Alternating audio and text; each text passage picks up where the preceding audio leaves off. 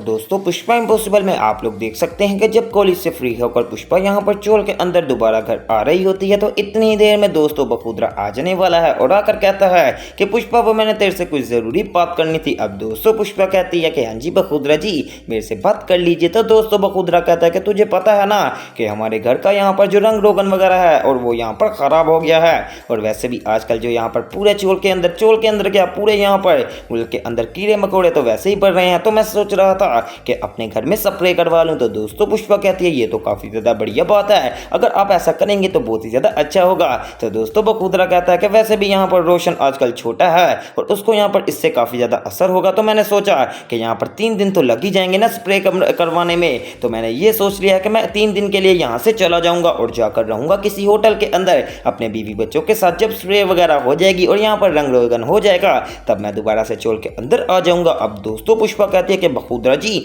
आप ये कैसी बात कर रहे हैं, आपने यहाँ पर होटल के अंदर क्यों जाना है, आप हमारे घर भी तो आ सकते हो। तो दोस्तों बखूदरा कहता है कि नहीं नहीं पुष्पा रहने दो, मुझे पता है तुम्हारे घर में क्या होता है, आजकल तो तुम लोगों के घर में सोने की जगह नहीं और मुझे यहाँ पर दावत देती फिरती हो। तो दोस्तों पुष्पा कहती है कि बखूदरा सेठ तू हमारे घर में आकर तो देख, अगर तू यहाँ पर सुकून से ना सोएगा और ना वहाँ यहाँ पर सुकून से रहेगा तब मुझे जो मर्जी कहीं। अब दोस्तों बखूदरा की भी यहाँ पर आहिस्ता आहिस्ता ज़हन में बात बैठना शुरू हो जाती है, लेकिन आप लोग भी जानते हैं कि यहाँ पर ये तो बखूदरा ने झूठ बोला है कि वो यहाँ पर इसमें से चोल से जा रहा है, बल्कि वो तो यहाँ पर मौका ढूंढ रहा है कि किस तरीके से वो अपनी बेटी को वापस अपने घर लेकर आ सके ताकि वो आईपीएस की एग्जाम की तैयारी कर सके। अब दोस्तों बखूदरा से अपना सारा सामान और सुशीला और यहाँ पर रोशन के साथ रात को आ जाने वाला है चोल के अंदर पुष्पा वगैरह के घर। तो साथ ही यहाँ पर प्रार्थना पूछने वाली है कि पापा खैर तो है इतनी आधी रात को, और वो भी अपना यहाँ पर सारे घर का सामान लेकर, क्या हो गया। तो दोस्तों पुष्पा कहती है कि मुझे ही यहाँ पर इन्होंने कहा था और मैंने इनको बुलाया है, ये अब 3 दिन यहीं पर हमारे पास ही रहेंगे बखूदरा जी।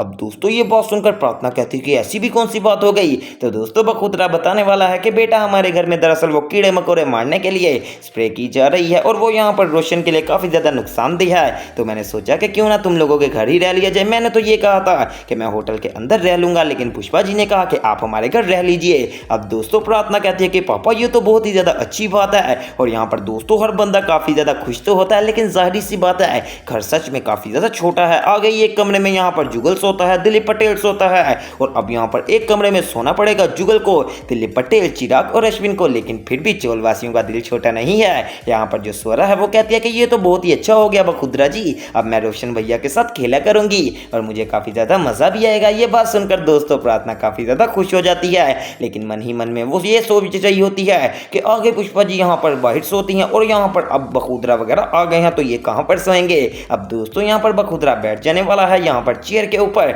और कहता है कि मेरे लिए कुछ चाय वगैरह बना कर लाओ। अब दोस्तों पुष्पा चले जाने वाली है किचन में और साथ ही साथ यहाँ पर हर बंदा चले जाता है अपने अपने कमरे में, और प्रार्थना कहती है कि पापा जी बैठिए मैं आपके लिए कुछ बना वगैरह कर लाती हूँ। तो दोस्तों अब पुष्पा भी ये सब देखकर काफ़ी ज़्यादा खुश होती है। आपको पता है कि आज से चंद साल पहले भी यहाँ पर जब पूरे चोल के अंदर हर बंदा एक ही कमरे में रहता था तो कितना ज़्यादा शुगल और मेला लगा करता था और हर बंदा देखकर काफ़ी ज़्यादा इंजॉय भी करता था। बिल्कुल इसी तरह दोबारा से वो यहाँ पर पुराना पुष्पा इम्पॉसिबल आ गया है और देखने में तो इतना ज़्यादा मज़ा आ रहा है, और यहाँ पर साथ ही साथ बखूदरा जो कि यहाँ पर सिर्फ और सिर्फ मज़े के लिए नहीं आया बल्कि वो ये ज़हन में बात सोच रहा होता है कि सच में मेरी बेटी से कितना काम करवाते हैं, इस तरह तो मेरी बेटी आईपीएस का एग्जाम नहीं दे पाएगी, मुझे इसके लिए कुछ ना कुछ करना पड़ेगा। दूसरी तरफ दोस्तों अब रात हो जाने वाली है और साथ ही साथ यहाँ पर एक कमरे में सो जाने वाले हैं जुगल, दिलीप पटेल, अश्विन और यहाँ पर चिराग वगैरह। तो दोस्तों रात में सोते हुए वो दोबारा से वैसे ही बातें करते हैं जो कि पुराने पुष्पा इम्पॉसिबल में यहाँ पर किया करते थे।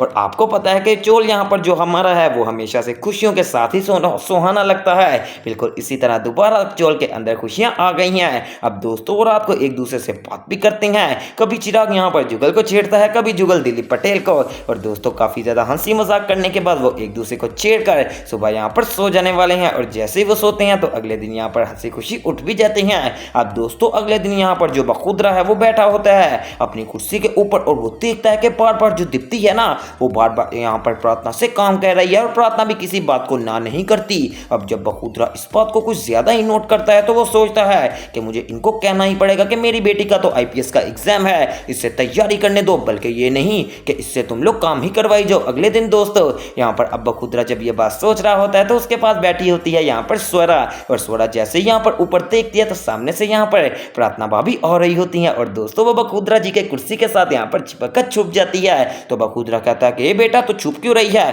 बाहर निकल, मैं तेरा दादाबू है ना, मैं अभी यहाँ पर ठीक कर लेता हूँ। प्रार्थना को बता, प्रार्थना क्या मसला हुआ। तो दोस्तों प्रार्थना बताती है कि पापा कल ये मेरा मोबाइल लेकर यहाँ से चली गई थी, इसने मुझे काफ़ी ज़्यादा तंग किया है। तो दोस्तों साथ यहाँ पर स्वरा कितनी ज़्यादा मिसनी है, वो कहती है कि आप प्रार्थना चाची आपको तो पढ़ना चाहिए क्योंकि आपका आईसीपी का एग्जाम है। तो दोस्तों प्रार्थना कहती है पहले नाम लेना तो सीख ले, आईपीएस का एग्जाम होता है, तू मेरे ऊपर इल्जाम मत लगा, मुझे पता है कि तू काफ़ी ज़्यादा तेज़ हो गई है। सच में दोस्तों ये बात तो मानना पड़ेगी कि पहले जब स्वरा आई थी तो वो कितनी भोली भाली थी, लेकिन अब आहिस्ता आहिस्ता करके वो इतनी ज़्यादा तेज़ हो गई है, ये तो मैंने क्या किसी भी ऑडियंस ने नहीं सोचा होगा। फिर भी यहाँ पर अब वो स्वरा तेज़ तो हो गई है। इसके बाद दोस्तों जब सुबह होती है तो हर बंदा अपने अपने बिस्तरे उठाकर अपने अपने घर में रख रहा होता है, और यहाँ पर ये सब देखकर बखुदरा शेर खुद भी सोचता है कि कहीं मैं इनको तंगी तो नहीं दे रहा। अब दोस्तों यहाँ पर सुशीला पुष्पा के साथ रसोई में काम कर रही होती है, तो साथ ही सुशीला कहती है कि पुष्पा बहन माजरत करती हूँ कि मैंने तुम लोगों को तंगी दी। तो पुष्पा कहती है कि इसमें कौन सी बात है, तुम लोगों को अपना ही तो घर है, सारी सी बात है, जब दिल करे तब आ जाया करो और ये मन में ये बातें ना सोचा कर,